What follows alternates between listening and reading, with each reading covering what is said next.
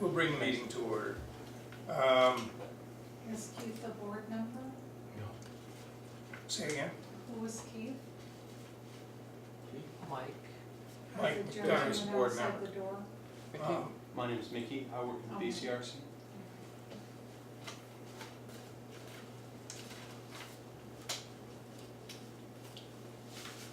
So why don't we take the first, what do you guys, the first item on our agenda? Proposed Barney Road solar project. Yeah, This that's is, one we this is wanna still go listed as first.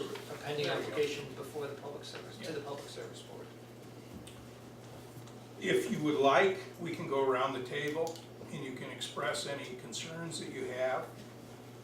And we're happy to listen to them. And we can put them in with our concerns. But I would tell you right now, the best thing you can do is to contact the Public Service Board directly on this project. And it weighs in as another individual. Especially for those folks that are abutters, Yes. it's, you have much more standing. Are all of you abutters? No. We are. And I represent two other abutters, so I'm speaking for them tonight. Chris and Sandy are definitely, they're We're probably directly across the probably street the from it. closest one to it, right? Yep. And you folks in the neighborhood, Yeah, just up the road. right? The other end of Marley Road. Okay. Dan, do you want to give just a short Sure. thumbnail sketch of what the I project think everybody, is? most people here that are here to comment on it are aware of it, but this is a proposed 500 kilowatt solar array on the roughly, I'm gonna be off by a couple acres probably, but it's a roughly 6 to 7 acre parcel that the town of Bennington owns between Barney Road and Route 9 east. There is a company called Encore Redevelopment is the developer of the project. They have an option agreement to lease that property from the town of Bennington. And their proposal is to construct, as I mentioned, a solar array on that parcel. They have some very preliminary renderings of what they plan to do. When they do submit their formal application to the Public Service Board, we'll all get another notice. And we'll get some more detail. But basically, it's your typical solar array on that parcel, which is already cleared because it's a place that we put some fill after Tropical Storm Irene. So they may level it out some more, but the site will basically remain the same as far as elevations with some minor changes. And they plan to put a solar array on it and generate electricity from that site. That's kind of it in a nutshell. There's a lot of other. Is that a document that they should have received Yep, as all the abutters? abutters should have gotten it, yes. Yep. Those that And I know I weren't, sent it to Chris as well, separately. if you were not an abutter, you have to contact you. I can give anybody who wants a copy of Or- this, or the, Public Service Board, you know, I'm Public happy, or Service even Board. Encore Redevelopment, Right. so yeah, this is, if anybody wants. What is your definition of a butter? Actually, the Public Service Board it's their definition of a butter, so I don't know exactly what their definition is, but certainly anybody that touches the property and normally anybody across the road from the property. But again, the Public Service Board is the one that would define who is exactly in a butter with regard to their projects. I have a number of questions, but however you wanna handle this. Now, Barry, you were at the last meeting where you met about this project. And who else was at that meeting? Ken, you were there. Mike, were you there? I don't know if Mike was there, were you there? Our meeting? Yeah, the Yeah. planning commission meeting on the. No, I was away that Yeah. week. And We I had, know- we had 15 people about that cell tower at that meeting. Remember the cell tower? That was the same meeting, The right? AT&T tower, Yeah, we had 15 people interested in that one. yeah, that was the same circumstances. That was going before the Public Service Board also. Okay. Now, were there comments by the planning commission about the project that night? Yes, as I had sent to you, Christopher, the comment was that the planning commission requested the project be screened to the extent feasible from Route 9. Now, how do you come to that comment? Do you vote on it? Do you go into deliberative session? Is it just in a general agreement? It can be a general agreement. Yeah, if someone asks for a vote, we can have a vote. We're not a big board, So generally, it's an agreement, Consensus. general consensus. So you basically don't have any rules of the meeting to address that issue of coming up with decisions and things like that? Rules, Yeah, there's no rules to this meeting, or? no, we're kind of informal, but Okay. if it comes to a vote, somebody's got to make a motion, and then you vote on it. Okay. For instance, Chris, one of the things that this board is charged to do is develop a town plan. So they'll hold multiple public hearings on that, and then when it's finally ready to go, they'll make a motion to approve it, and there'll be a second, and then a vote, and then it will be sent to the select board for their review and approval. Okay, so that'd be the difference between whether or not there'd be a vote or just a general consensus? But if there's some formal action that the board needs to take. Now, the reason I'm at this meeting tonight is because there was another meeting on this. Little did myself and the other interested parties know that that meeting was about the solar project on Barney Road.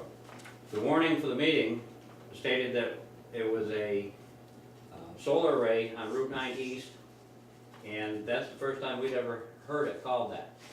So why there wasn't this many more people at that meeting is probably because we didn't have any idea that we were talking about that project. Well, Like before you go any further, it wouldn't make any difference if there were 100 people here. We can't do anything about that project except put our complaint into the Public Service Board, if they'll allow. But we could have been heard at that meeting. Yeah, We could have made comments and asked questions at that meeting. Well, we weren't at that meeting, and that's why we're here tonight, I don't speak for everybody, I only speak for the people that I speak for. But that's why we're here tonight, and I talked to Dan, and obviously he thought that maybe that wasn't quite right, or I can't remember the reason he gave for it, but we obviously agreed, and we're at the meeting tonight. So,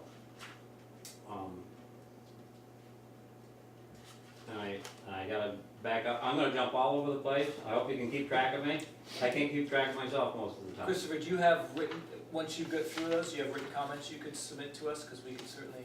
I'll try to keep up I with don't have it. anything formal tonight, Okay, but that's I fine. could probably do it at some time. And there's no requirement you to. I There's a just- record of it, If so. you already have it, then it would be great, but if not, we'll do the best we can to keep Okay. up with your comments. Now, there was a decision about how this project would go that night, and you had some comments about the shielding of the project from Route 9, you remember that? part of that's correct. There was no decision on our part of how the project would go. But you decided to make a comment to, Our comment was that we thought that there should be some screening, yes. okay, to Route 9. Yes. Is there any reason why you didn't think there should be any screening to Barney Road? Or didn't you give that any thought? There was no discussion about that. There was If no- that's a concern, we certainly can. Okay, so nobody brought it up, it wasn't a concern of anybody if Well, it was it on wasn't, board? it wasn't brought up. I wouldn't say it wasn't a concern, because we didn't address it. Okay. Well, basically, that's what I'm here for tonight, because we weren't able to be at that meeting and represent, and I'm glad Dan was nice enough to rewarn the meeting, and we're able to be here tonight. A little bit about myself. I'm a resident of Bennington. I was a one-time taxpayer and past employee of the town of Bennington. I was a police officer for approximately 6 years. And I'm a voter. Basically, you know why I'm here tonight. I'm here to discuss the project at Barney Road. And it was nice of Dan for him to hold this meeting. And a little bit about what I want to talk about tonight is from the beginning of what that property was to where we're headed with it now. I don't know if any of you people know what that property was. Here's a picture that everybody can take a look at. I wish I had one for everybody. But that is a easterly view, and the property in question is on the left-hand side of the road. At the time, it didn't have an address. Matter of fact, it didn't have an address until this project was proposed. I think it was always down as a 0 on the property list. As you can see, that's a pretty good forest. It's an old growth forest, a lot of hemlock in there, there's probably a number of other trees in there. There's a field in there, a river butts it to the east. Back then, there was animals, insects, birds, reptiles, anything living. There was a lot of living things in that. It was thick and it was good cover for a lot of things. The forest provided food cover for the animals, insects, birds, reptiles, and anything else that wanted to get in there and live. There was open fields that provided the same thing. The Roaring Branch River provided food, cover for fish, animals, insects, birds, reptiles, anything. Over the years, there's been a number of different animals that have come in and out of that property. We've lived there since 1978. My uncle lived there for approximately 10 years before that, so we know a little bit about what goes on up that end of town. In that area, there was what's called a vernal pool. Does anybody here know what a vernal pool is? You know what one is? Basically. Okay, it's a depression in the forest that fills with water in the spring and fall. It could be spring or fall. They provide breeding habitat for many salamanders and frogs. Vegetation is usually sparse and absent, although adjacent forests and trees may shade the pool, which it did in that area. There was a vernal pool in that area. Over the years, as I said, there's been a number of fish, animals, insects, bird, reptiles, and other living creatures in and about that area. At one time or another over the years, there were a number of endangered and threatened animals of Vermont on over that property, but not limited to American marten, Indiana bat, and spotted turtle. A lot of you have seen these animals. Not a whole lot of people have seen martens or fisher cats. They're a pretty rare animal, but they're around every once in a while. They were in that area. What there is now, basically a barren landscape of polluted rock that came out of the Roaring Branch. As we all know, cars, gas, oil, a lot of things went down that river. All that was collected and deposited in this area. But not before that. Before that, there was the huge forest that you see in the pictures. Probably not as evident as what it is in those pictures because it's been cut back over the years to keep it from growing into the wires and the road. But there was pretty good forest in there. That forest was taken out, the rock was put in, and now there are very few trees that were left by the logger that will likely come down with this project. Shrubs that grew from the gravel from the river, and one lone woodchuck. And believe me when I tell you, the only thing that lives in that place is one woodchuck. I've been in and on that area, it's a public area, and I've kept an eye on it for a number of years. We saw him the other day when we went over to take a look at the manhole that's in there. He was sitting right on top of it sunning himself. He's probably the one that came up and raided my garden. Could be, he was fat. He's been eating pretty good, but I don't know what he's eating. My garden. So, birds fly over there, but there's no trees on the interior of the property for them to land, roost, or nest. There's no topsoil to pull a worm if they were hungry. There are fish, but not like before the town wrecked the river with their grand plan of making it better than it was, much like what they want to do with this property. Why did this happen? A lot of what you heard tonight is my opinion. I have some proof, but a lot of it will be my opinion. This is a lot of what I think. I think it happened because the town of Bennington's managers took advantage of the situation. Hurricane Irene in the state of Vermont and the United States of America's willingness to have the wool pull over their eyes. The town wrecked the river, and you can talk to a lot of people that used to fish in that river and fish in there now, and they can tell you the difference between what was then and what is now. Yeah, telling you that that was the best thing for Bennington. It was not the best thing for the land and all the things on it, and it was not the best thing for Bennington. Guess who the town managers plan to have pay for this? Now this is my guess and my opinion. I think FEMA. And if FEMA, the taxpayers, and if not FEMA, the taxpayers of course. That's right. FEMA has yet to pay with good reason. FEMA does not usually pay a town to prepare, develop its own town land. And everyone wondered why FEMA wasn't paying. Any reasonable person could see the difference between flood mitigation that was done in other towns where there was damage to the infrastructure and what the town of Bennington did here. There's a big difference. Now I've got a couple of questions of the Planning Commission that you already answered. What are the powers of the Planning Commission in regard to this matter? Right. What are the powers, what criteria do you use when making decisions? People like you attend the meeting. Okay, anything else? We look at our own bylaws and town plan. and the information that Dan The offered you information tonight. we have, yep. You already answered the question about deliberative sessions and all that. What do you do when you perform a review of a pending application to the Public Service Board? Basically the same, okay? When Charles Cott, Barry Hurst, and Ken were at the meeting and discussed this on May 19, 2014, was that the first time the commission had discussed it? It was, wasn't Okay, it? that's the first time for me. As a commission, yes. Yeah. There've been project updates throughout, but you guys never discussed it, So who got the project update? the planning commission. It comes in little by little until it's done, and once it's done, we'll sit down and look at it. Okay, what updates did you get? I don't know how many, or without going back and look at the records, I We'll have don't to know look how at the many. minutes. Do you have a copy of those in your personal? No, you got them, Yeah, right? they're all, the minutes are all Yeah. online. Yeah. Okay. So you don't have anything, you guys don't have anything written that was given to you by Dan or any updates from anybody? For this particular project, So, They had the 45-day notice. okay, yeah, they have the 45-day notice, but there was other updates to this project prior to this? Just verbal, this project is moving forward, we may be entering into an agreement, et cetera, et Okay, cetera. were those done at a planning commission meeting? At least a couple of them, yes. Yeah. Can you find those and send those to me? Well, I'll have to show you you can look through the minutes and see where they are. If you can just tell me when it was, I can look at home. I would have to tell you it's anytime in the last 2 to 3 years. Okay, Yeah. so you don't know any dates? Off the Can top of you- my head, I Can you could. try to find out? I would look to see if I could find out, yes. Okay, and if you can find out, let me know. It would have to be, geez, I don't know, it would be over the last 3 years. So basically, at those other meetings, we don't know what was presented, discussed, and any decisions or comments or anything that was made, we don't know that. Maybe I can get that from the minutes. only if they're formal. Okay.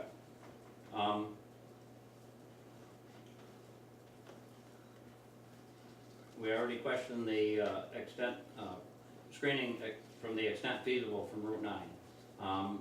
Do you think that should be screened from Barney Road also?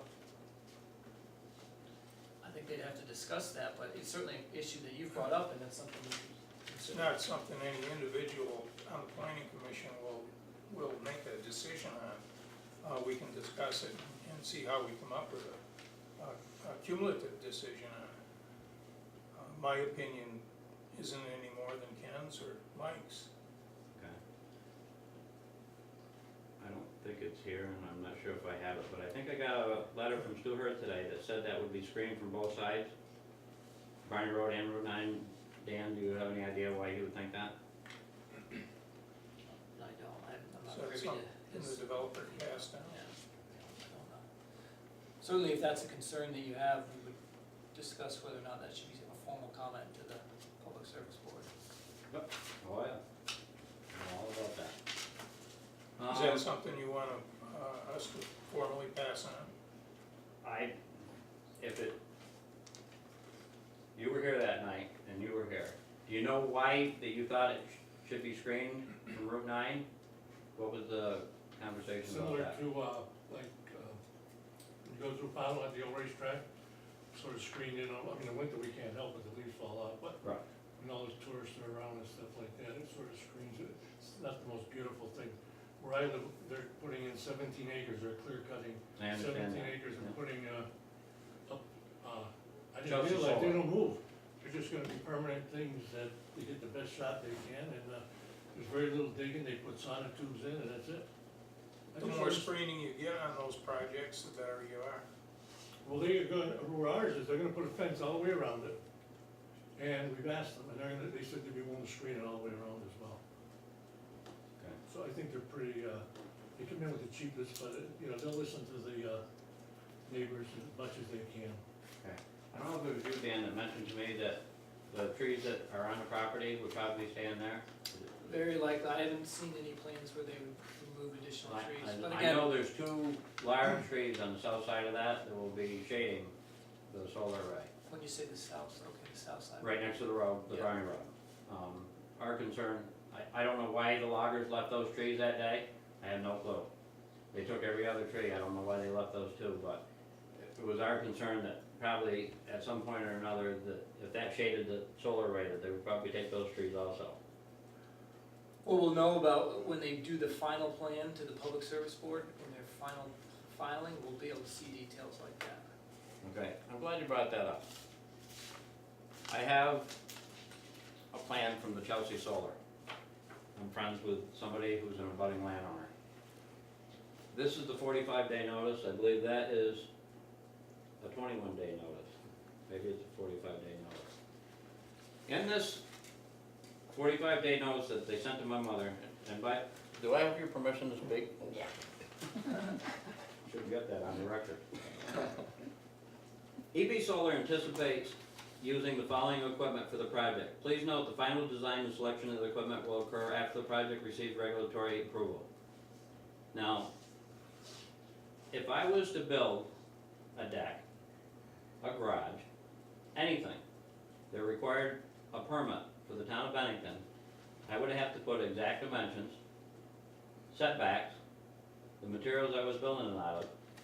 I'd have to tell you what it would be covered with and what would be on the roof. And maybe even the color of the paint, depending on where I put this thing. These guys, all of these projects, Chelsea Solar, this one, they don't seem to have to tell anybody anything. They come, they don't have to go in front of an ARP, they don't have to go in front of a DRB, so there goes your zoning problem right there, right out the door. State, Yes, Public Service Board exclusive jurisdiction. So these people who are, one represents another, and that one represents a number of investors, can come into this town. Now, this is in the town plan, this is discussed in the town plan that some of you, I think you were on the board that wrote this town plan that we go by. How is it that we allow people to come in and from outside of this town and tell us what we're gonna do? state, we have no control over. So that the state tells you, you won't do anything. We can't. But if I wanna put a thing, I've gotta fill out permits and jump through hoops and have somebody tell me yes or no that I can do it. Yes. But these guys coming out of nowhere can do anything they want. They're applying to the Public Service Board. It's power generation facilities are the exclusive jurisdiction of the Public Service Board. It depends upon what your project is. Now, they say here, the final design and selection of equipment will occur after the project receives regulatory approval. Does this mean that this could just be somebody's handwritten notes, and it doesn't mean anything, that they can come in here after the fact and put a solar array in that's twice the size of the one that they said? It's not a question I can answer because their application is to the Public Service Board, not to us. They So- couldn't do that to us, however, they may be able to do that as an application for Public Service Board. I think it's pretty unlikely, but again, we can't answer that at the Public Service Board. I mean, that would be just an assumption, that's pretty unlikely. Because what we're talking about here, we're talking about, they use words like roughly, approximate. Again, that's a 45-day notice. Once they file their formal application with the Public Service Board, it may be more Are you specific. familiar with Chelsea Solar? I'm not terribly familiar with it, but I know it's the project up near. Did you get one of these? Yes, I did. Okay. Is this a 45-day notice or a 21-day notice? I don't know, looking at what you've got there, what it is, to be Wanna look honest. up? You're lucky you got them, we never got them. I'm glad you brought that up. On here, it says, and I wrote you today, my name's Chris Ray. There's a list of people that are supposed to get these things. The one that we're concerned with tonight is the Vermont Public Service Board. I'm sure they know all about it. The Department of Public Service, the Agency of Natural Resources, Secretary Markowitz. If she didn't know about it then, she knows about it now after our conversations. The Town of Bennington Planning Commission, that's you guys, right?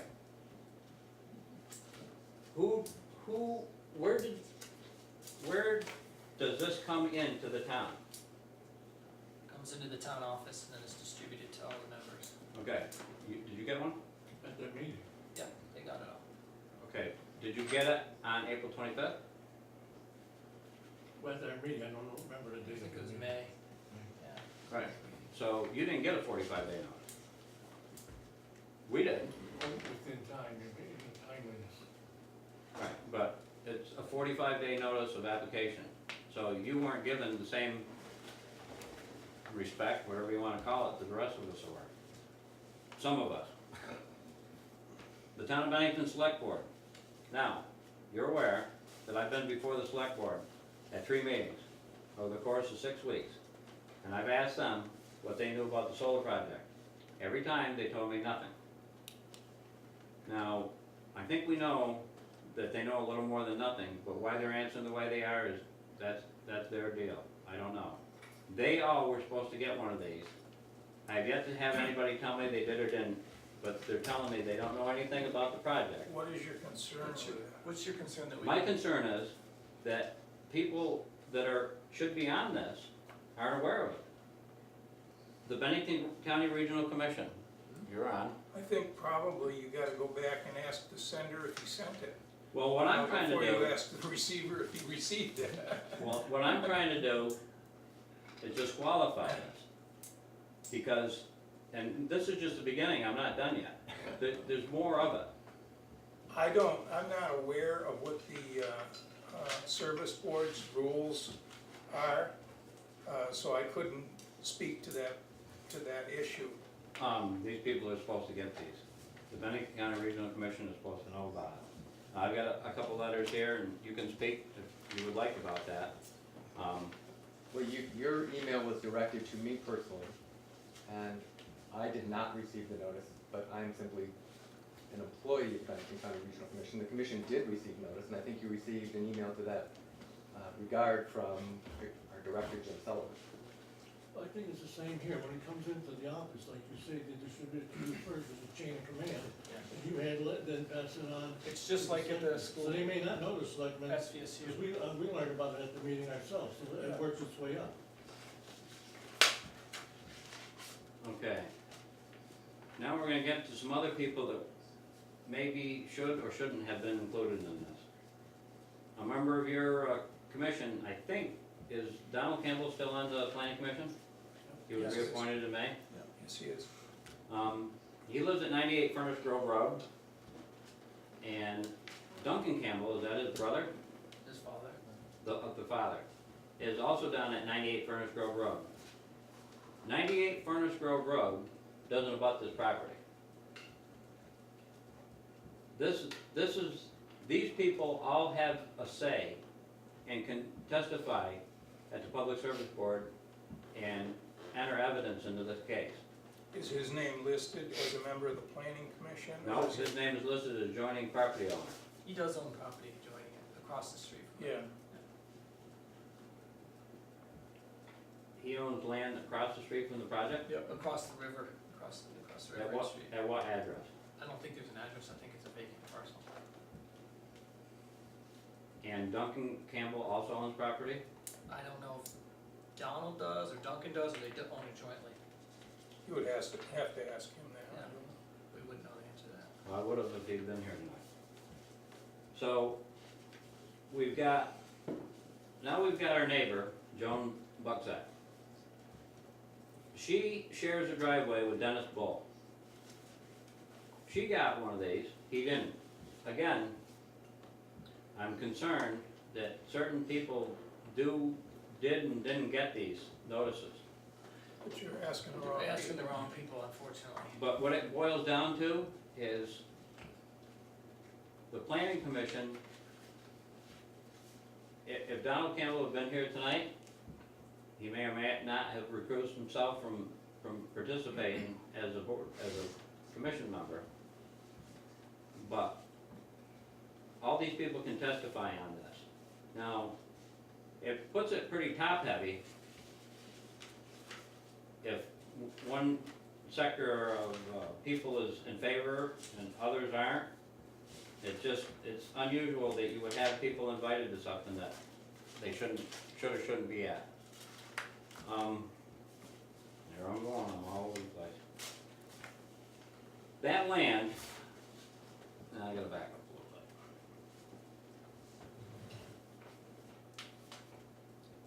There's a certain concern with fire that come from these solar farms.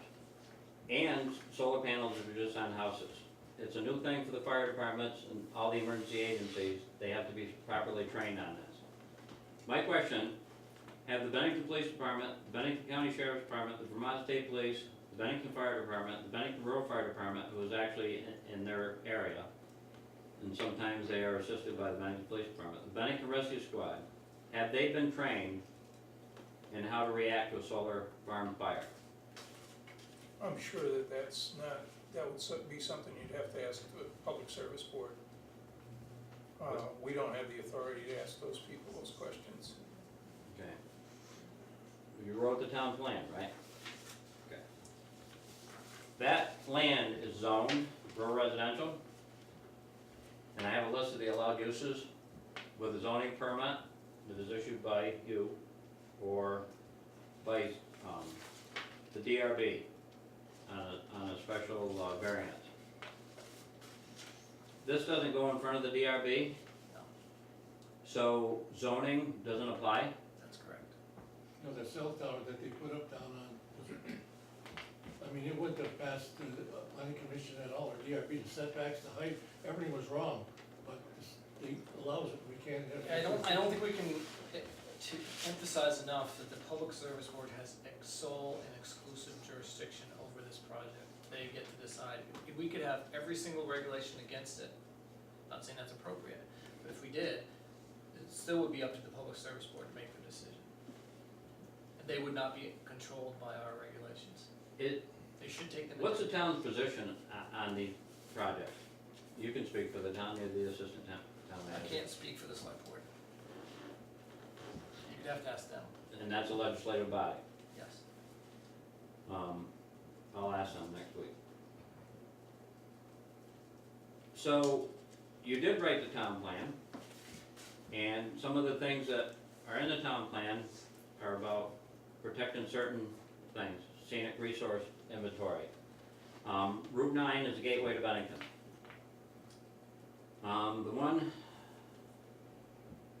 There's a picture in the scenic resource inventory that's on the town website that actually shows Route 9 coming into Bennington from the east.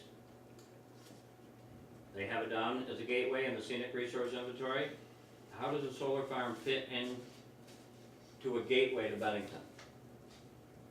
You gotta ask the Public Service Board that. But I think the answer to that is we did ask it to be screened. Again, the Public Service Board makes that decision. But how does the planning commission feel about it as a planning issue? Nothing we can do, you know, the legislatures, I'm not speaking for Mary, I don't know how she voted, but they're the ones who took the power away from the local boards, because I think the problem was that some towns would leave cell towers, some didn't, some left the solar panels in, some didn't. And, you know, they just said it was just too much headaches for these companies who are trying, because I think that's the goal of the governor and the state, is that we do more and more on solar projects and increase the cell tower use. So they said, since some towns were stopping it, we gotta take over and we'll do what we feel is right. I think that's the way it happened. But if I lease that land from the town, I'd have to jump through hoops to do anything over there, correct? Unless It you're depends building upon what a your solar project- facility, then Yeah. you go to the Public Service Board. If you got a solar facility, then I'm not you against can solar, tell but I us to have jump nothing through to the do with hoops. it. On this picture in the 45-day notice, there's a couple of pictures. I'll pass that around for people that don't have You're it. building on all those rocks. At one time, and I think everybody's still working on this, there was a plan to straighten Barney Road. Is that still in play? And does the planning commission know anything about that? They're gonna be cutting off Burgess Road.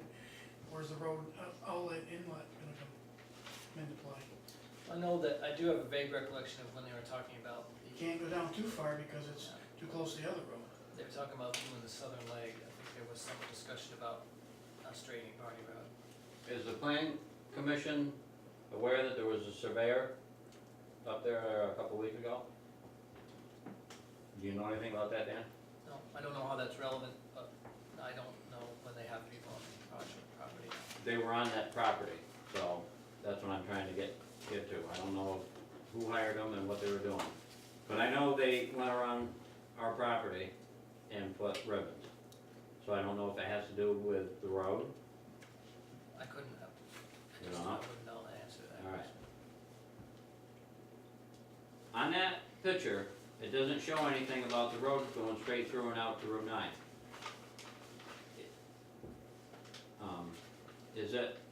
Does the planning commission know anything about that project? Do you know anything about that project? It's been years since that's been proposed. Yeah, that's about all So I can there's, say about it. so there's nothing current right now, so Not that I know of.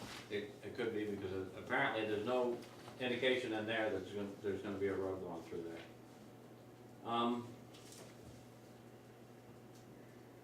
Is the planning commission interested in property values in Bennington?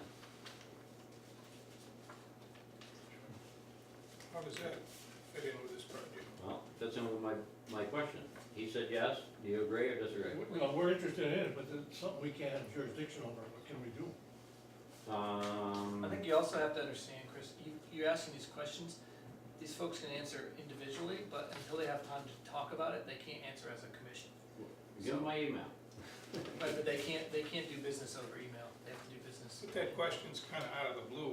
What does it have to do with this? You tie it into this Yeah. project. Does anybody know what a solar farm and going from a forest to a barren landscape to a solar farm will do to your property value? Does anybody have any experience with that, or is it too new? Can you speak to that? Well, no, I'm gonna speak more generally. Your concerns are valid. Individuals on this commission may share your concerns.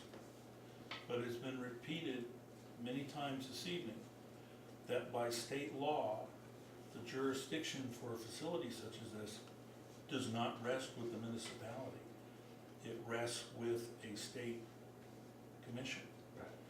And so I sympathize with your effort to make public your concerns and am comfortable with your using the planning commission as the venue for that.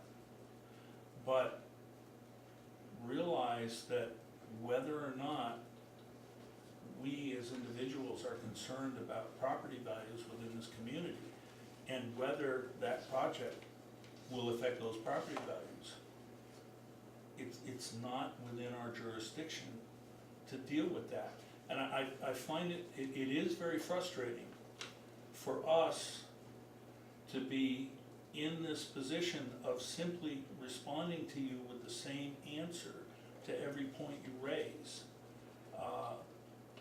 And I would be more comfortable if you were raising your concerns as opposed to raising them as if the planning commission was ignoring them. And that's the way in which I think you're presenting the issues. We may share your views, and I think it's appropriate this evening that you express those views. But I'm defending the commission's position here in that we can't address your concerns other than through our comment process to the state. And I think that if all of those concerns on the table, we would be happy to consider them. Okay, well, Well, why is this topic on the table for you to address tonight if you can't do anything, it's on the public service? Mr. Wright board? requested that we have a meeting, Okay, and so we agreed to have it, and I think it's perfectly, like Mike said, appropriate for him to express his concerns. Absolutely. And Dan's taking notes, like the Yeah. gentleman mentioned, the screening at Barney Road, if we feel that's really important, Dan will send that up there, but it has much more power if this gentleman goes up to Montpelier on the day of the hearing and speaks in front of the board. I'll be there. From the planning commission's vision statement, and I'm taking this directly from it.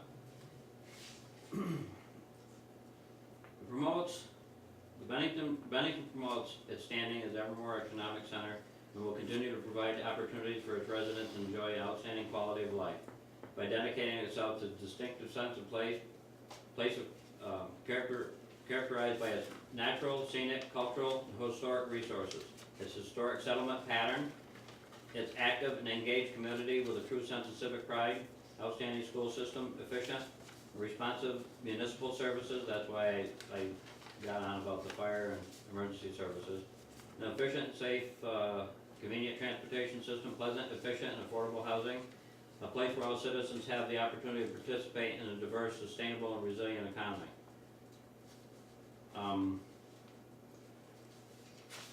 That's right from your vision statement.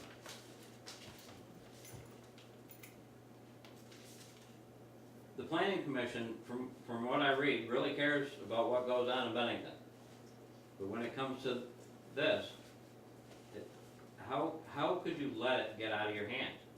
How could you have the state come in and tell you what you're gonna do? Chris, we didn't write the law. It was never in our hands. We just don't, we can't control what the legislature did. There were a lot of people that were disappointed that certain jurisdiction was removed from local control, but that's how the law is currently, and there maybe every person in this room thinks it's not the right thing, but that is what the law is currently. Okay. Are you all familiar with the Bennington, Vermont Park and Open Space Plan? You know anything about it? Well, you gotta go past that. You're out of their realm. Well, it says, the current one was prepared by the Bennington Planning Commission in 2009. You've answered your own question. The Barry Hirsch was on part of that.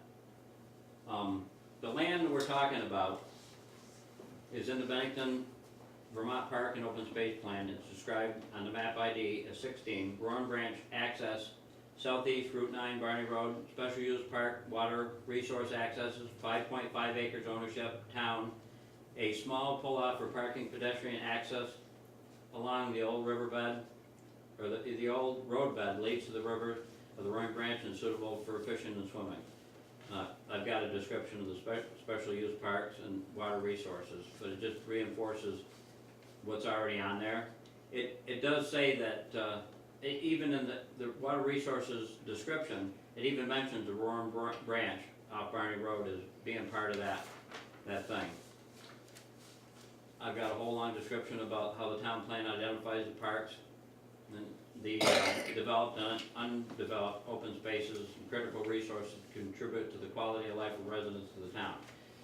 That's why those things were put there, and I can't imagine that we would let something as valuable as that get away from us. These things are important to people. They may not be important to anybody in this room, they may be important to everybody in this room. But I like to go fishing, I like to go walking. I've been in those woods a lot over the years. And I don't spend much time over there anymore because there's nothing that offers me. If this solar farm goes in there, it'll be fenced off, that's been agreed to. And there won't be any access to certain parts of that property that aren't really of much value anymore anyways, because of what was done to it. Is there any way the planning commission can do something to help keep that on the inventory and not let it get out of our hands?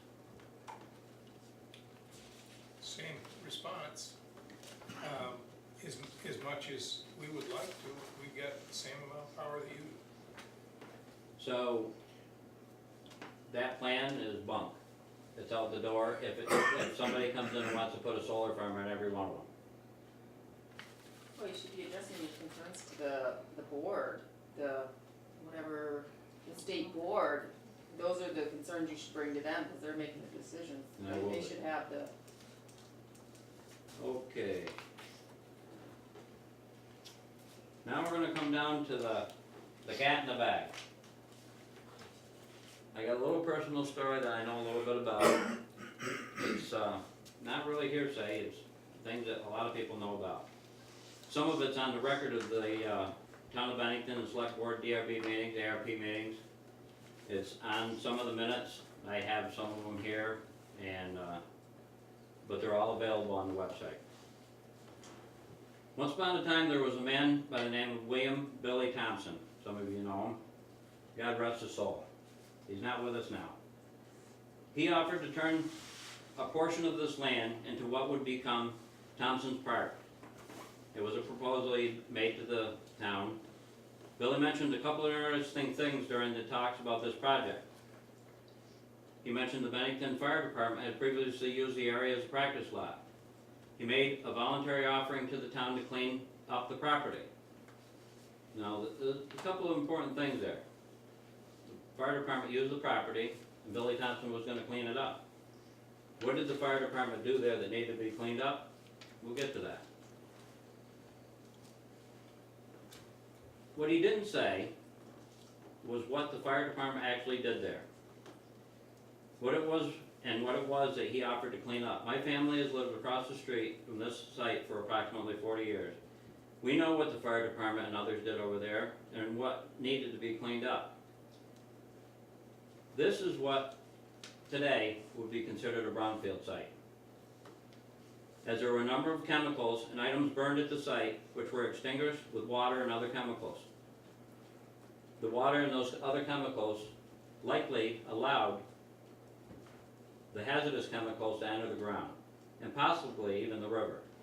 The soot from the fires went into the trees and on neighbors' houses, and we don't know where those other things went. This is the same property you're talking about. This is the same property. Also, this property has been a dumping site for solid waste and chemicals as long as I can remember. In the last year, I've seen a half a dozen vehicles pull up, dump, and leave.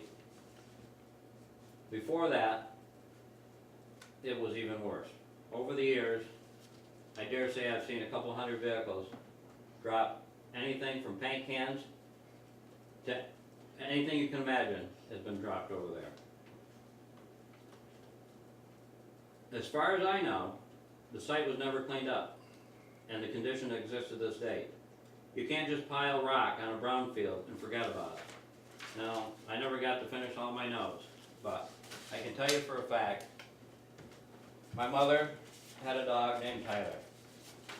He was a Malamute Husky mix, and one day she went for a walk in that property, and Tyler, that was back before leash laws probably, or maybe there was or wasn't, but he wasn't on a leash. He wandered a little bit off the beaten path, and he got into an oil pit. And he got covered in whatever we called it oil.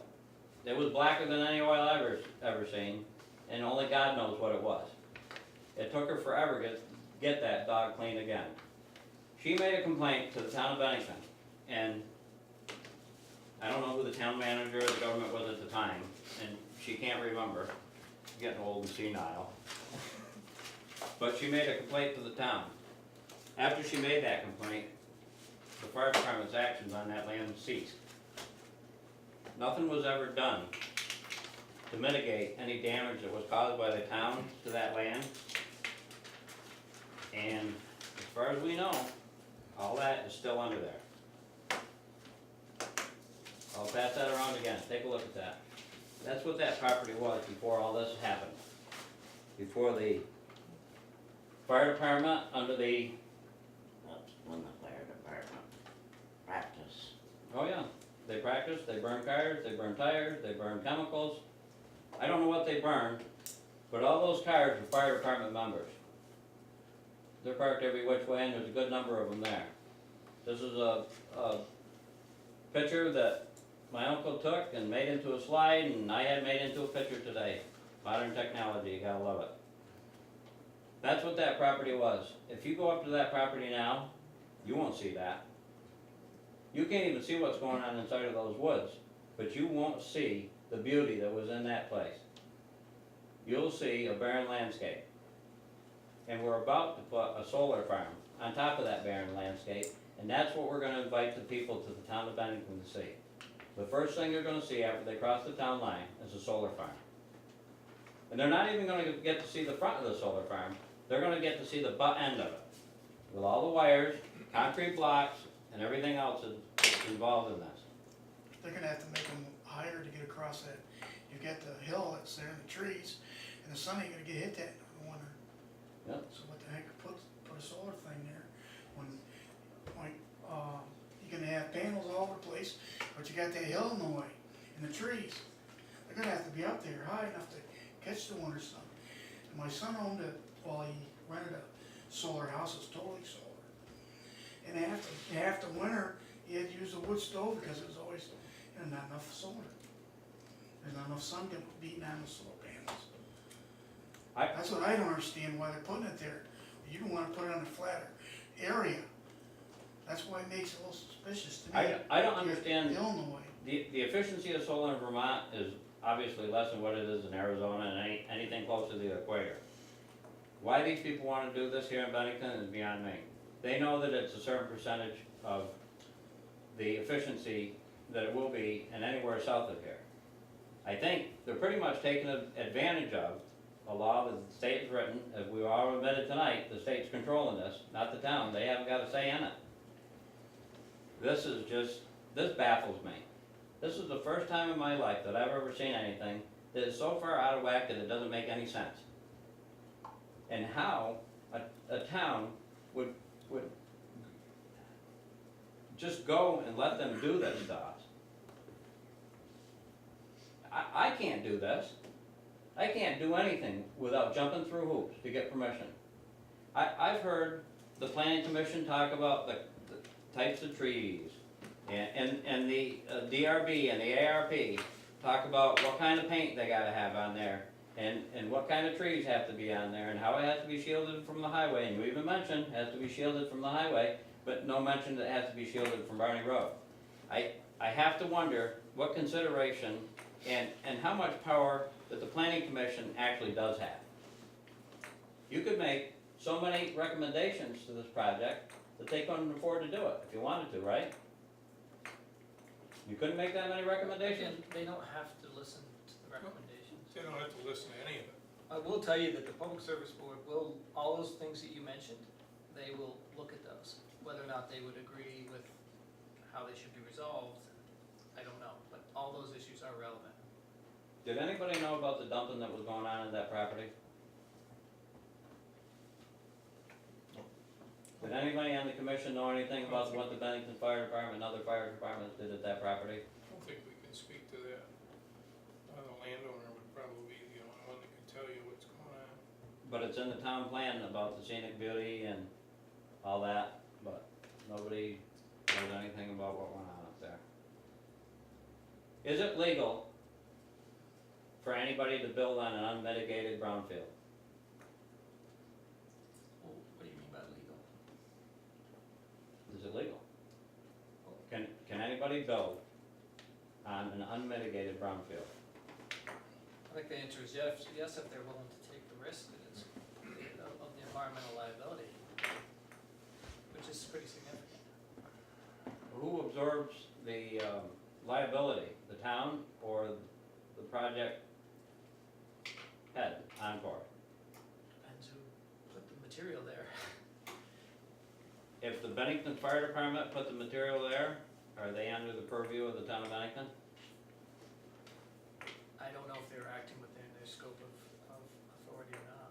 I don't know the specifics of what you're talking about. As I understand mitigation programs for brownfields, if the person did or contributed to the deposit of the pollution on the brownfield, they're not, the programs are not obligated to release funds for a grant to clean those up. Is that true?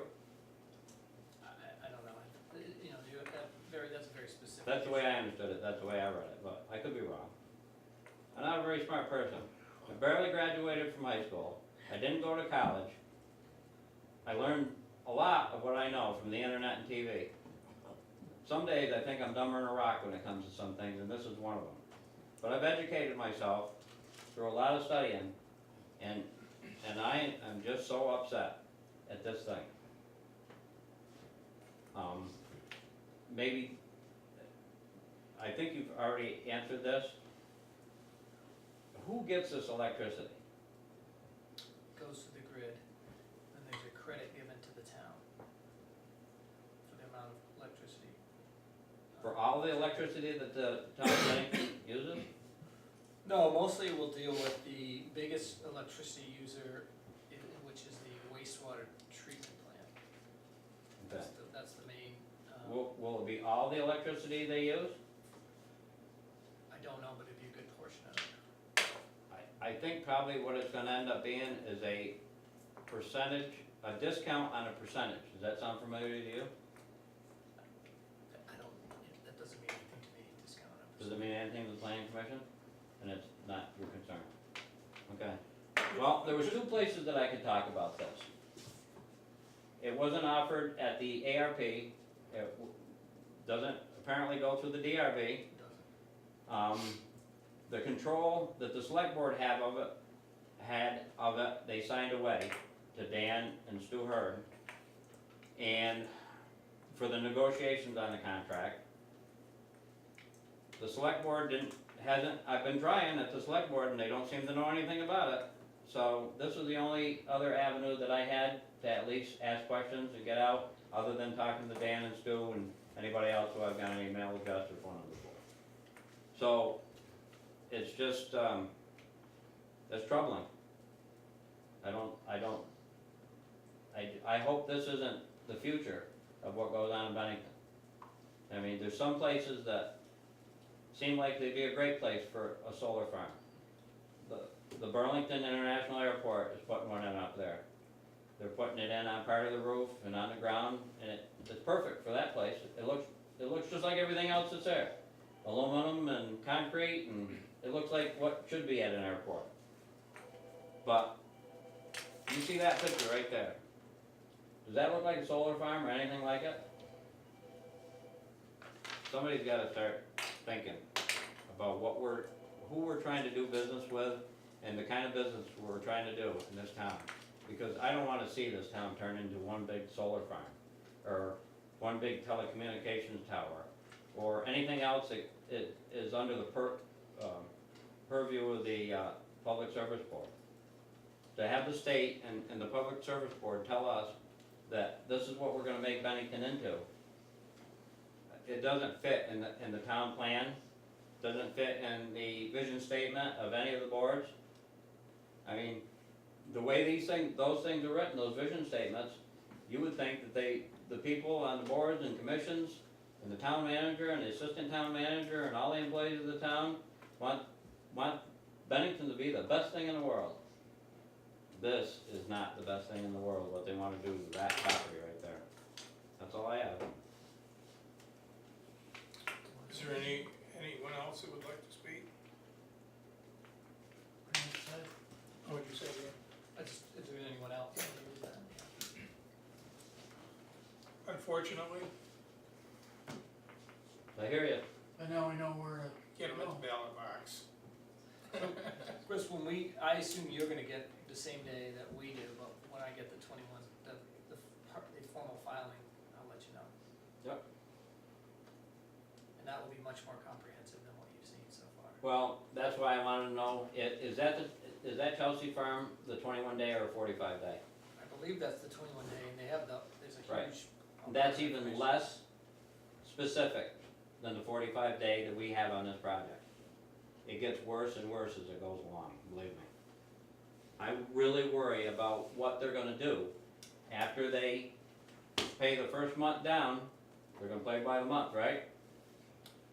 Monthly payment, yes. First month down, they own it. What can they come back against us and tell us that they want us to pay them X amount of money for an easement to a water line that runs underneath that property? No. Can they renegotiate the terms of the contract that you have with them? Only if we agree to it. But if you don't agree to it, can they just walk away from it? No. I hope you're right. Who decommissions this? The owner, the operator of the facility. So, if they do walk away from it, like people who've walked away from other projects in the town, who pays to decommission that? No, the guy that's doing in one of our areas said that they have to put the money up front. Yeah. Right now, they give it to the state, and if something The Public happens, Service Board will require them the to put it in state will escrow. have the money in hand to decommission it. That's how it works with the Public Service Board. That's interesting, that's the first time I've heard that. Thank you. Yep, that's all I got. As I understand it, as these different issues come out, they look for comments. And then changes may be made or not made by the applicant.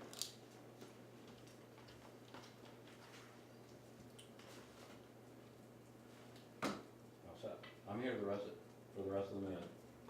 Were you here for the AT&T towers? I'm here for all of it. Well, the ones we already had. No, I wasn't, because that was at the same meeting that wasn't properly warned, and there's no That would've- communication tower. Well, again, it was not ours, it was there for us to comment on. And, there's a situation even more flagrant, with the zoning bylaws, but we had no control over it. I guess there is another question I've got. Can the PSB allow these people to go onto other people's property? On or across other people's property? Does anybody know that? Not sure what the I don't question know, is. I don't understand the question, but we don't know what the Public Service Board's full authority. Let's say that land was landlocked. It's not, but let's say, just say that it was. Or let's say that maybe at one time or another, for whatever reason, and this is all just speculation and flub, that they couldn't access it directly from Barney Road, that they had to access it from a different area. Are they allowed to go across another person's property to get to it, to access it? Or can the planning commission or somebody from the town tell them that they can't access it? That's a court issue, isn't it? You can't- It would be whatever the specifics of that particular property was, whether there was an easement or not. I think there's a domain for that, where they can walk across. Eminent domain. But I thought that was something that towns or governments did to people. Isn't there an issue with you can't legally landlock a parcel? Someone has to give you access. Only, in the state of Vermont, only for logging rights. So if the Barney Road did go through there at some point, would there be a renegotiation of all of this? Well, what would happen is the state would take the land, and it would be a takings, and that would have to be, they'd have to give the property to the state. Give it to the state or sell it to the All state? sell, well, the state would purchase it at what they determined was fair market value. And that's the state that controls that road? Well, the state would control that taking because it would be required by if it was required, it would be required because of the southern leg. So it would be, the Right. state would be handling that procedure. Okay. And the town wouldn't have anything to do with that, it would be between the state and? Well, the state would probably wanna take the land and then give it to the town. If I had to guess, I mean, I don't know what they Because if you- probably wouldn't wanna continue to. Right, depending on where they put access to the property, that would end up landlocking it, a portion of it. I don't know. Right, I just, okay, thanks. If there's no other questions, that'll wrap up that issue. You're welcome to leave, or you're No, welcome to stay. I'm fine. I'm good. Next item on our agenda is municipal planning grant opportunity. I can just open this up. This is a very preliminary discussion about whether or not the planning commission would like to pursue with the regional commission as well as the state of Vermont, a opportunity to do an area-wide planning project by using a municipal planning grant to leverage about $43,000 in EPA funds. We're not actually looking for any formal decision tonight or anything, just whether or not you folks think it's a good idea to pursue it, and then the regional commission would work with the Agency of Natural Resources and the EPA to develop a scope of work that you folks could then agree to, if you were so to pursue as part of a municipal planning grant opportunity. So I think Bill and Jim may have some comments Right about here, that. the I know that Bill has worked on this quite a bit, and so I guess I could pass it over to Bill to fill us in on the opportunity, and then we can certainly decide whether or not it's something we Great, thanks, Dan. Several weeks ago, Dan, Mike Harrington, myself were approached by Trish Coppolino from the Agency of Natural Resources and Richard Amore from the Vermont Downtown Program, who suggested that Bennington may be interested in doing what is really a hybrid project combining two state programs. One is the area-wide planning program run through the Brownsfield program at ANR. That's a program which looks at specific areas of a community, typically those areas which have been previously impacted by brownfield sites, and does kind of a comprehensive overview of redevelopment possibilities and planning for that area. So that's kind of the EPA piece of the project. 8 communities in Vermont post-Irene benefited from federal disaster recovery money to do what's called the Vermont Downtown Action Team process. So those 8 communities benefited from work doing master planning in downtown design, a market studies for and leakage analyses for retail and retail opportunities within the downtown, did some other planning, did community charrettes to look at possible redevelopment scenarios, did some branding and marketing opportunities. So the suggestion from Trish and Richard was that perhaps Bennington could combine those two processes into a hybrid, pulling from, because they're related, pulling from each of those programs. In the memo, you were provided with kind of an overview of the area-wide planning process, as well as what the state calls the VDAT, Vermont Downtown Action Team process, and suggested that that might be a good use of municipal planning grant funds for this year. So the maximum municipal planning grant the community can apply for without any local match is $8,000. The discussion with Richard and Trish was that if Bennington would apply for an $8,000 grant, that would leverage about $43,000, which was available in EPA money through the area-wide planning program to create a project of roughly $50,000 to do this work in Bennington. I have some examples which I pulled from the VDAT process, just kind of showing elements of each of those processes. So here's one that shows kind of some branding work that was done in Barry. This is an example of a market study work that was done in Northfield, a market study done in Brandon, a master plan done in Northfield, and this is kind of a PowerPoint overview of the entire process as it came together in Wilmington of each of the elements. So this is intended really just to kind of give you an overview of what might be included in this project. It would be up to the Planning Commission working with town staff and the Regional Commission to really identify the scope of our specific project. What are the important elements, most important elements to Bennington as we look to do this project? The idea would be that BCRC would serve as the project manager for this project and take some of the pressure of managing any outside contracts or consultants off the town in that regard. So Dan mentioned that that's the proposal. I think we're looking tonight for preliminary approval from the Planning Commission to prepare a detailed application and scope, which would then come back to you before going to the select board and submittal ahead of the municipal planning grant deadline at the end of September. You would do the preliminary and then pass it back to us, and then we would decide, or we have to decide before you do the preliminary. No, I think what we would do is have discussions with BBC, have some perhaps additional discussions with the Planning Commission, other interested parties, and try to rough out a scope, attach a budget to that scope. We know that roughly there's $50,000. We expect that significant portions of this would be outsourced to consultants, experts in brownfield, area planning, and the like. And we'd come back to you with that scope, which would be attached to a grant application if it was approved by the Planning Commission and select board. Would it be a cumulative grant, or would it be separate grant applications?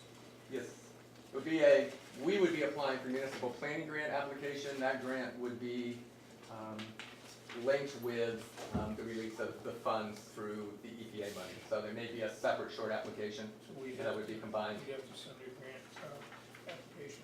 Yes, yep. The idea is that BCRC would develop the grant application along with the scope of work and the cost estimate, so we would know what we were getting if we were awarded the grant. And as you know how it works, with municipal planning grants, the planning commission approves of the grant application, and then it goes to the select board, who also has to review and approve. So we would hope to get something to them well before the September deadline, so they could have a couple of meetings just to digest it, feel comfortable with what we're moving forward. Jim's kind of quiet over here, he's not usually this quiet. I'm not, I know, but Bill is really, has the lead on this project. I'm here to hear what you folks have to say about it. I mean, I would just offer that, you know, the municipal planning grant program has been a great program over the years. It's done a lot of good things for communities. And I really like the idea of using it to leverage a lot more funding to get a little more bang for your buck. I mean, they rolled that grant, you know, back to $8,000 from what it used to be, it used to be $15,000 without local match. Now it's 8, and, you know, to have this opportunity come down the road with the funding through the Brownfields initiative, I think it's great. And it really, it builds on, you know, the work that we've been doing in the downtown and the Brownfields work in Bennington. So yeah, I think it's a great idea, and now I've talked a lot, so. So what's our first step? The first step will be just to find consensus, you know, giving Bill the go-ahead to develop a scope of work and grant application, and that we would review the final, subject to, you know, the select board reviewing it as well. So it has to be, it's a two-step process, planning commission, select board, then it goes off to the state. Ken, what do you think? I think it's worth it, anything we can do to help downtown. Mike? I support the application for the planning grant. I've had conversations with Dan and with Bill about my specific concerns. And they particularly involve the VDAP portion of what would be the grant application. As a member of the Downtown Development Board, I fully understand the capabilities of the Vermont Downtown Program and the resource and assets that they can bring to bear on a community as it assesses its downtown. My concern, and I'm hoping that the scope development that is going to proceed subsequent to the town's agreeing to move forward would take these concerns into account. We, the town of Bennington, and the Better Bending Corporation as a designated organization for our Vermont downtown designation, have done a great deal of work over the years in assessing our resources, our assets, our branded identity, and our vision for planning a future for our downtown in terms of development. Other communities that have participated in the VDAP program, I would hazard to say, have not done as thorough an examination of those topics as has Bennington over the years. I think that in many respects, and we've been identified as such, we've been in the vanguard of planning for the vitality of our downtown amongst other state communities. And so my wish would be that the scope that's developed for this particular planning grant take into account, particularly the VDAP component, the work that has been done in Bennington, and not simply start with a clean piece of paper, as was, I believe I'm accurate in saying this, a necessary approach in Wilmington, where I don't think they had conducted as extensive a process of downtown organization over the years as had been done in Bennington. I might be inaccurate in saying Well, that. there was, having some experience in Wilmington, there had been a lot of recent work through the FEMA long-term recovery process, which did a lot of Yes. work downtown, as well as the Conway School of Design, which had done a Yes. master plan for downtown. Yes, And I think to directly address your concerns, the work in Wilmington and the work in Brattleboro, I think it's, to some degree, did draw upon existing bodies of work in those two communities. Mhm. I think we have the added advantage here of this being a hybrid project, so it doesn't really belong to VDOT. And it Right. doesn't really belong to the area-wide planning process. Right. It's more of a hybrid, which we have some more flexibility in designing. Yes. So I think it only makes sense to take the existing work that we have, provide that to consultants or whomever is doing the work, and look to refresh that, breathe new life into it, Yep. build off of it Yep. as we do the project. Yeah, I'm all for that, and just making sure that we don't ignore the extensive foundation of effort that's been put in place in Bennington. Well, I think we can tell Bill to go first step. Do we have any comments from folks who may? Is there any comments from anybody? Yeah. Has there been a similar project in the past, or other grants that are similar to this, that work on the same thing?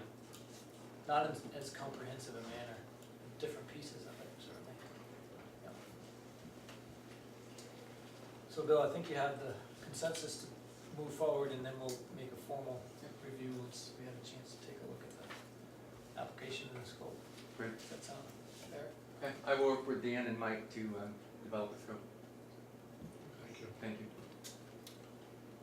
Okay, I'm gonna switch the last two items around because I don't think we have enough time to give a fair amount of time to review the housing study at this point. Good, people are here just for that. We're gonna rapidly run out of time, we could start it, and what do you got for other business? Is there, I don't have any other business, so unless anybody else, we can just jump to that. And All then right, is there a limit to the time these meetings can go on? typically, we try to get out by 7 o'clock. So is there any reason why we couldn't stay longer? Can you just kind of give us an overview No, I maybe think, about I think what it we should is, do and is then- give you guys an overview, give you an opportunity, and then we'll have another meeting, we can have much more comprehensive discussion. Beautiful. Rather than Okay. keep you guys here till 8 o'clock tonight. We look fortunate, 7 o'clock. would you rather start from go at another meeting, Well, table we just this don't know issue? what it is, so if you could Yeah. kind of discuss You it. wanna- I'm happy to What provide it an is, and then we overview can of what it is. call Sure, it a Bill, day. maybe what we can do is also provide them how they can get to this document to perhaps review it before the next meeting. And that's really planning commission's decision, this document rests with the planning commission at that point. So let me explain the process, kind of what led to here and where we're hoping to go from here. Planning commission can decide how they'd like to proceed. So the Bennington housing study actually grew out of a municipal planning grant from 2 years ago, which built upon a municipal planning grant from the prior year, which developed the strategic economic development plan for the town of Bennington. One of the strategies in the strategic economic development plan was to, quote, produce a strategy by July 1st, 2014, didn't quite make it, but we're close, to develop an adequate supply of quality housing units at affordability levels consistent with the workforce needs of Bennington businesses. So that was a specific strategy identified in the strategic economic development plan for Bennington. Subsequent work is the housing study to move in that direction. So the town secured services of BCRC to work with a local steering committee in developing the strategy, which is soon to be known as the Bennington Housing Study. In order to produce a strategy, BCRC and the steering committee collected and analyzed economic, demographic, and housing data, reviewed the existing town and regional planning documents as they pertain to housing policy, hosted focus groups made up of financial, human resource, and real estate professionals, as well as landlords and developers, conducted a survey of area employers regarding the impact of the area housing market on recruiting and retention of employees, and reviewed housing policies, plans from other communities, economically or demographically similar to Bennington. So that was the process which was employed to develop this draft of the housing study. This housing study really was intended to kind of look at broad strokes, suggested steps for moving forward to get us to the goal of, again, quality and affordable housing consistent with the Bennington marketplace. So the steering committee has reviewed and signed off on this. It's gone to the planning commission for review. The intent tonight was to get feedback from the planning commission on this draft. Once the planning commission was comfortable with it, it would go to the select board for hearing, comment, recommendations, and based upon those changes would be formally adopted by the select board and incorporated as part of the Bennington Economic Development Strategy. So that's where we are. That's what the housing study was intended to be. Again, it's still in draft form, pending comment from the planning commission, and subsequently would go on to the select board. Has anybody seen a copy of this? No, we were told it wouldn't be available for a couple of months when we asked about a month ago, so As, I'm amazed. as Bill just said, it's not finished yet. Okay, but in one part, you talked about landlords, private landlords were not surveyed within it. So how do you Yes. have? Well, you said focus groups. There was a comprehensive focus group. Do you know when that was, or who got invited, or? Who were the private landlords? And is that's all in this study, so if can we get a draft of it or not? Yeah, I think that the important thing is to recognize that it's a draft, Draft. so we And- we welcome your comments, but it is just a draft. So attending were it was on February 27th. Attending were Peter Cross, John Hale, Milt Surdam, Mac Lewis, Betty Schwartz, Gordon Black on behalf of Applejack Real Estate, Sanjit Chwala submitted written responses. And the steering committee present at that meeting were Michael Harrington, Brenda Jones, and I was there as consultant on this project. So that was. So what about all the other private landlords? And I've heard from many of them that were not surveyed, and they're very concerned with what this survey will actually look at with the detail. I mean, I'm talking about people across the town that do, provide housing and rentals, and do a pretty good job at it, and they were not in the survey or asked. It wasn't designed as a survey, Mary, we Wasn't a didn't survey. go out to survey every single person. Well, but if you're basing something that's a plan going forward, then you need to have most all parties involved in it, so that you have a comprehensive look at what the needs are in our community. That's all anyone's asking for, so that's the concern. And it was a focus group, and the process was similar when we identified not every financial professional in town was involved, not every real estate professional in town was involved. You just can't. It's just not feasible to proceed in that Were direction. they at least notified that this was going on? It was a focus group by Well, we invitation. can all pick Yes. focus groups as to who we would like to be at the table for the focus. And And I I think don't you say would. that as a negative, I'm Understood. saying we can certainly pick and choose who would like Yeah, for the outcome. And I think, given that list, that you would have to agree that the majority of private rental housing in Bennington was addressed in that focus group. If you just look at the sheer number of units, I think you would have to agree that they were covered with that focus group. Bill, they met in February, you said? Yes. Haven't met since, or that was It it? was it's a single focus group to get feedback from that sector. And is this the survey that you're, I don't know what that is. okay, That was 'cause not- this was mailed, I know, It's not part of this process. that's not part of, No. okay. Were any of the numbers in this taken from anything other than the information that came from the actual town? Were any numbers come from outside of the town or from Sure, other yeah. sources? All the economic and demographic data was drawn from Housing and Urban Development, the Census, American Fact Finder, Vermont Department of Labor and Industry, all non-specific town data. Nationally available federal data generally. So can we just get a copy and then maybe as he did. That's what I'm thinking. Have another meeting so Yeah. we can go through Yeah, it. give you a chance to look at this, yeah. Do you know what this is? Did you get one of those? I have no, They don't know, didn't that's send just out Vermont the State email. Housing Authority, huh? I don't know, do you, Bill, you don't know? I have no idea what that is. I haven't seen it before. Cause it's pretty much asking the same thing, and do you know, if you own, you stop, then you're pretty much done, but if you're renting, it asks you all kinds of, you know, how much is your rent, what does it include? Do you get a section 8? Does it have a contact number on it? I just, I Well, don't it's think from I've the seen it. Vermont State Housing Housing study Authority. Oh, okay. support, That's what the heading says on the piece of paper. Vermont State Housing, but you So know, VA it's not the same thing, huh? That sounds like a statewide survey. Okay. Yeah. I'll just And buy so it. I don't know if they do that And so annually you or not. don't look at any of that information for down here either, when you're making decisions? VHFA was called upon as a significant source of information for best practices in the study. Alright, so, yep, we can call it. Are those numbers that we spoke about, are those up to date or are they dated? In each case, they're drawn from the most recent Census? data available, so some of it is 2010 census, some HUD numbers are as recent as 2013, it really depends upon the data source and But when that it was would be available. a considerable concern, because I say that often in Montpelier. We'll be looking at 2- and 4-year-old figures, which you're already in the hole before you even start, because you're not looking at real-time figures to make decisions that aren't real right now.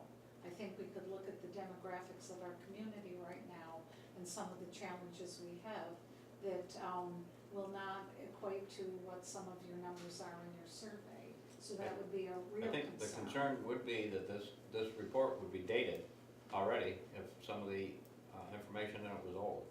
It's, That's what again, it's the most it's current the data most we current can get. information available from a non-biased, nationally recognized source. I mean, I know no other way to, you know, to gather. Yeah, Alright, this. so let's just get it and read it and go from there, otherwise we're just gonna talk circles and not know what we're So talking. is the board putting it on hold till it's reviewed? Yeah, Yeah, it we'll sounds like carry what we'll this do over is to we'll carry it another over to another meeting. I don't know if we'll do it at our first meeting in August, that would be the 4th, or would we wanna do it the second meeting, which would be.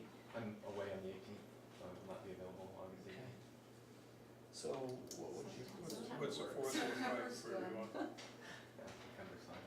should we, maybe we need to push it to, maybe we do need to put, I hate to do that, but I don't know if there's any other, that would be September 1st would be, That's actually the time frame you gave the group Yep. with Shires on your Yep. information that you needed before you made your decision.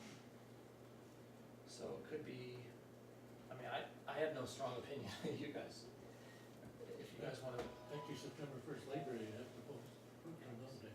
is September 1st Labor Day? Jeez, oh, okay, Well, you can labor on Labor Day. yeah, We I could don't be know how on- many of you folks who wanna be here on Labor Day either. we could be on a selectmen night, that's all, we just have like one item. The second or The fourth. 2nd and 4th are gonna be, select board meetings, yeah.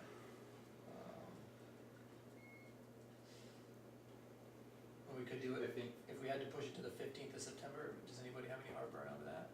I mean, it is unfortunate that we're pushing it out 2 months. No big deal, but I'm not here.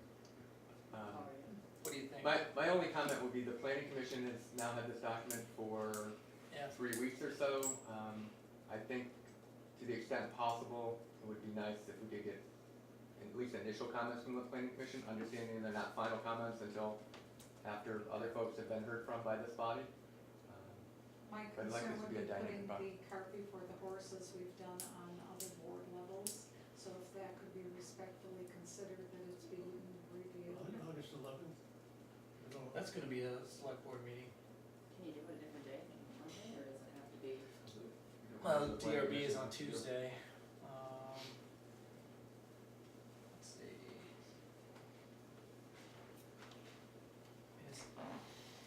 It's up, it's really up to the planning commission how they wanna schedule it. I mean, unless it's a DRB. Well, I'm good as long as it doesn't interfere with any other meetings. Could we do it?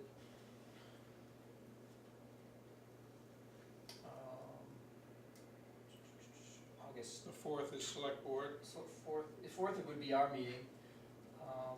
That may be a little soon. I'm happy to do it the 4th if you folks would wanna do it on the 4th, but it sounds like you guys would want a little time to We review would it. like to review it, if you've had it since February, now it's being pushed No, out. 3 weeks, not, No, no, not we 3 Planning want months. commission has for 3 weeks. I mean, couldn't, I jump in, but I mean, couldn't you schedule do a presentation overview on the fourth and not, you know, that may help inform people as they read the I document. can do a presentation overview now if you'd like. If it's gonna be shared, it's completely up to the planning commission. I think I'd like to see formal copies, so as you're going through it, I can be reviewing it with it. I think other members would like that as well. Is there a rush on this, or for any reason? No rush, it's just, like you said, you don't wanna spend 6 months going over something and let the data get older. Right? I really up to we could do the 12th, you know, if you guys felt that was appropriate, that's a Tuesday. You're in August right Yes. The 4th would be our first meeting, the 18th would be our second, and we would like to have Bill here since he prepared it, so he's not gonna be here on the 18th. The 11th is a select board meeting, 5th is a DRB meeting, the 12th, you know, may work, the 13th. 12th we're viewing, 10, 12th of August, 12th of August? Tuesday. It's a Tuesday. yeah. And that's just a presentation at that point, and how will we get a copy? You'll get us a copy before then. Okay. I'd like one this week, please. So what I can do is, I'll make copies, I'll make several copies to put I up think front. they're here. There are 4. Oh, okay. Can you email them and? Yeah. Thanks, Bill. Okay. Do you wanna, just send me an email requesting it, anybody that wants one, and I will send it out. But Okay. you also have a hard copy there. Okay. Hard copy here, but 4 hard copies. Perfect, I knew I had to come for a reason. I went to So the let's- library. Let's just confirm our meeting to discuss this housing study would be Tuesday, August 12th at 5 PM. I'm assuming it's gonna be in this room, but I have to check and see if it's available. If not, we'll put it in a different. Put in the agenda and I will show up. Okay, so let's just, does everybody have the 3 of you, and then I'll make sure to get that out to the other folks too. Is it worth going over the protocol for this, where it came from and where it's going to? I think Bill went through that, right? Yeah. And again, research has been done, worked through the steering committee. The steering committee has approved it and sent it on to the planning commission. It's now in your hands to do with it as you like. Who was the steering committee? Steering committee consisted of Peter Odierna, Brenda Jones, John Broderick, Mike Harrington, Dan Monks. Who am I missing? Remember, I was not a voting member of the You're not steering voting committee, member, you're just still- kind of watching the planning commission. Oh, that was a steering We committee? make comments at this point, then it goes back to you guys, right? Need housing. Then it goes, Then it goes to the select board. select board. You don't think there's any conflict in the fact that John Broderick's trying to get houses put in and he's on the steering committee? I mean, that's his job. You might want to is read the housing study first. Read the housing. see what you All think. right, all right. I'll try it I and don't- watch Wheel of Fortune and call it a day. Yeah, please don't Yeah, Okay, read it with Please- an open please- mind and please- see what you yeah, think. please don't predetermine. anything. always, always. All right, I think in general, we'll be okay, huh? Yep. No cocktails tonight? Bill, would it be fair to say, and, or maybe I'll just ask the question, this might be helpful tonight, if we explained in some way how this document will become a tool for the community. How will we use it to inform the decisions that we may make from a planning standpoint? Is that, can that be an appropriate sort of part of the overview that we have tonight? it can, I mean, ultimately, this document will be owned by the town of Bennington, and the town, through the planning commission, select board, its administration, ultimately decide how it helps to inform decisions moving forward. It draws heavily from recommendations in the regional plan, recommendations in the town plan. It intends to implement housing strategies which are entirely consistent with those documents, as well as with the growth center application, are consistent with smart growth, mixed-use development, walkable communities, the things that this planning commission works hard on, monthly, to help guide those documents. So it draws heavily from those. Yep. It attempts to layer on top of those recommendations to improve the quality of the housing in Bennington through some targeted means and some creative strategies. Working with the public sector, private sector cooperation, working with financial institutions, working with area employers. So it attempts to build upon plans which have been put in place, duly warned, duly adopted by the town, and offer specific implementation or strategies for implementing those, calling upon a broader swath of Bennington society to improve the overall housing stock. So ultimately, the planning commission and the select board, as always, are determining on how these type of documents actually get used in the decision-making process. I guess the hope is, Mike, once this document is, we're hoping that eventually there's a document that the select board feels comfortable adopting. That may not happen, we're hoping that it does, because we think that there are, ultimately will be strategies that will require, a community effort, including the select board, to move forward in implementing. And we would hope that the select board would charge the Bennington Economic Development Partners or some other even specific group of folks to oversee the implementation of those strategies. And I think, we'll wait and see what people think, but I think the strategies are things that most people can agree are something that will improve the community. I just had a quick question. There was the rural development project for people. I was very pleased with how that kicked off and the work that was involved in that. Is any of that information being used? That was that was one of the documents that Bill did review as part of the development of this housing study, was the work that was done at the VCRD, the community visit process. Yep. So that information was reviewed and where appropriate included. I think you find, seems like it's maybe 5 pages of Yeah, it's really real, and then there's a lot of If appendices. you can bear with it through, page 6, I think you get all of the meat of the document. The rest is really kind of backup documentation, appendices, where the information came from, where it was drawn from, what it builds upon. It would be interesting to see what you folks think about it, but I personally think it was a fairly thoughtful document. I didn't write any of it, so it's easy for me to say that, but, we'll see what you guys think. I would also go so far as to characterize it, the draft at least, as a very broad-based approach to the issue of housing within the community. Identifying both the public and the private sector as the beneficiaries of and as participants in our responding to our housing needs within Bennington. And so I think that there's positive hope in this document regarding how we move forward. Yeah, I think you will see that the vast majority of the recommendations are ways to incent and support the private sector in developing higher quality housing for the community. And that was the intent of the document, that's the goal of the document, and I think largely the recommendations surround that. As well as facilitating homeownership. As well as facilitating homeownership and as well as working with our employers to ensure that the availability and affordability of housing in Bennington is not an issue to recruiting and retention.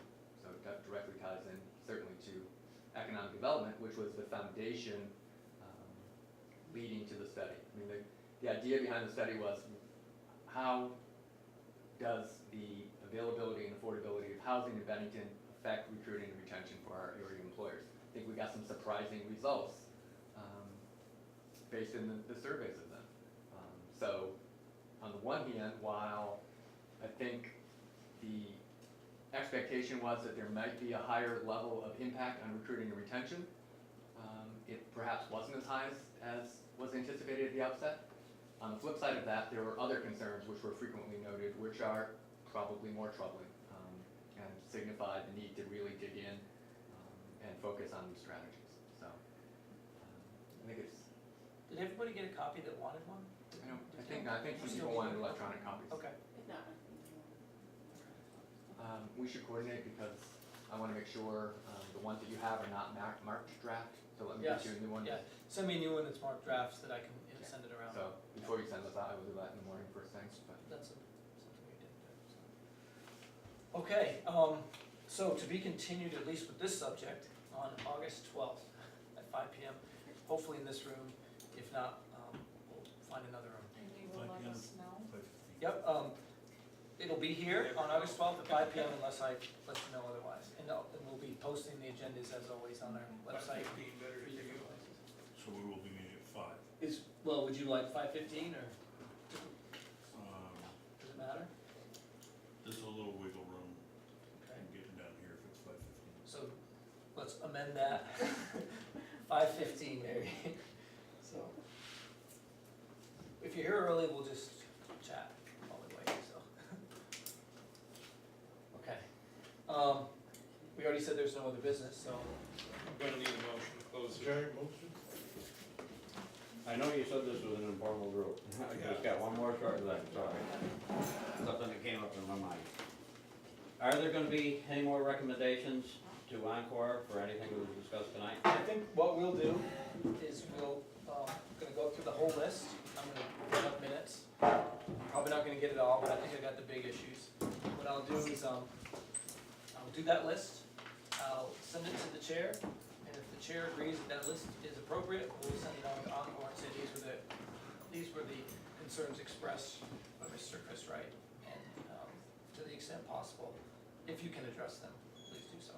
Now, my understanding is they have spoken with you at least once, Off and on, different Okay. ones, yep. so, I don't know if they'll reach out again, but certainly, there are a lot of things in here there are a lot of things you mentioned that we can't do much about, like the fact that it's already been cleared, but we certainly can do things about, screening, and those sorts of issues are things that I think they can address directly. And my main issue, and maybe we ought to talk more about it afterwards, is the fact that that probably is a brownfield.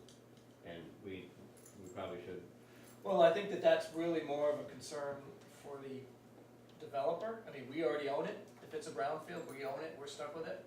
But if the developer believes it's a brownfield, they may not wanna move forward, but that's kind of their decision. I've already contacted them about it, but, so, I mean, if you wanna talk to them about it, but I'd like to know the legal issues, and you may wanna look into that since it's your land, it's the town's land. Well, see, the bottom line is we already own it, so there's really no, if there's problems there, we have to deal with it anyways. They're not gonna be penetrating the earth, so they're not gonna be disturbing it or making it any worse. So the problem is, once they operate it, they get into the chain of title and could possibly be liable for some of the costs of remediation. So it's really a liability issue for them, not for the town, because we're already on the hook, if there is any issue. Even though they only lease it? Yes, an operator can become liable under the EPA regulations, statute, or laws. So, What gets me is that, like, if they're gonna put an outlet there for the road, I've gone around and looked at it, and the only spot I can see that's worth, getting rid of that turn that says dangerous. I don't go down it in the wintertime, cause it's real dangerous, that curve. You gotta straighten that road out, something that comes out so that we don't go sliding across the road when they cut off Burgess Road. We gotta come out somewhere, and all the other two spots, just big huge. That's another talk, another day, that's right? assuming that it gets cut off, right? Probably Right. several years away, but still. should be Okay, we thinking got about a motion. Mike, you gonna second it? I will second it. We're in trouble if you don't. it. Yeah. All in favor? Meeting adjourned. So,